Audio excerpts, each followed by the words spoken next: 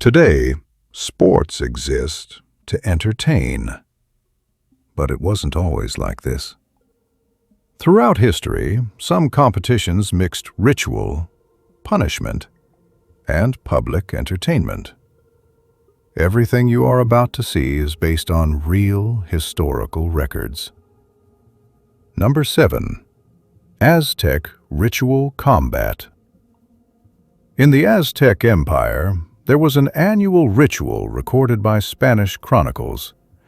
Prisoners of war were forced to fight at a complete disadvantage in front of a public audience. The goal was not competition. It was religious ritual. Although many people call this a sport, it was not a formal sport. It was a brutal ritual. Number 6. The Mesoamerican ball game. This was a real sport played by the Maya and the Aztecs. The ball was heavy. The court was made of stone. Players used their hips and shoulders to keep the ball in play.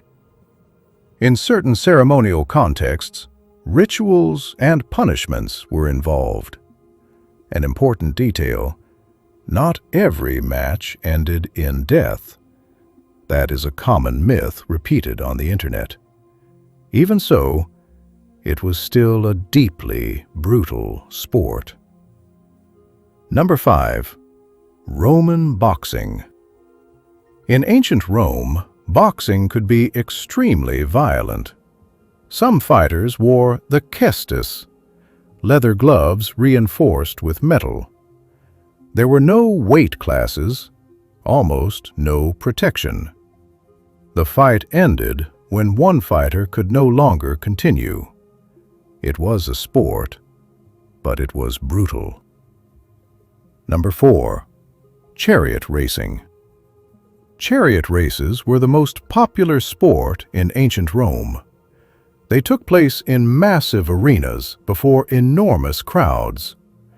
The chariots were light, made of wood, with fragile wheels and almost no protection. Drivers stood upright, with the reins wrapped around their bodies. High speeds, tight turns, multiple chariots fighting for space. Accidents were frequent. When a chariot crashed, the driver could be dragged or crushed by his own vehicle. It was a competition, but with real risk. And now, the 3 most brutal. Number 3. Pankration. Pankration was an Olympic sport in ancient Greece. It combined boxing and wrestling with very few rules. There were no weight classes. Almost everything was allowed. Ancient sources report fractures, unconsciousness, and even occasional deaths during matches.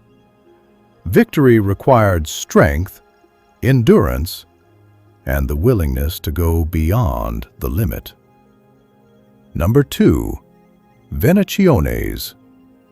In ancient Rome, Venationes were spectacles held inside the arenas. Men were forced to face wild animals before massive crowds.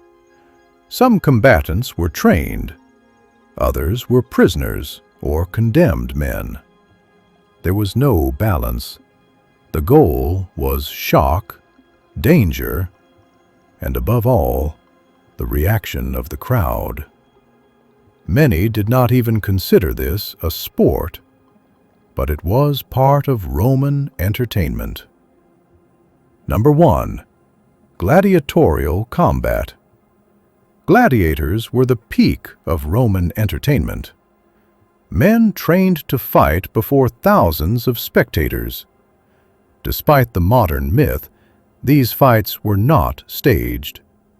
Serious injuries were common, and death was part of the spectacle. Fame existed, but it did not guarantee survival. For many gladiators, each fight could be the last. For the audience, these events were entertainment. For those who fought, it was survival. And before calling something a sport, it is worth remembering that for centuries, competition meant risking one's own life.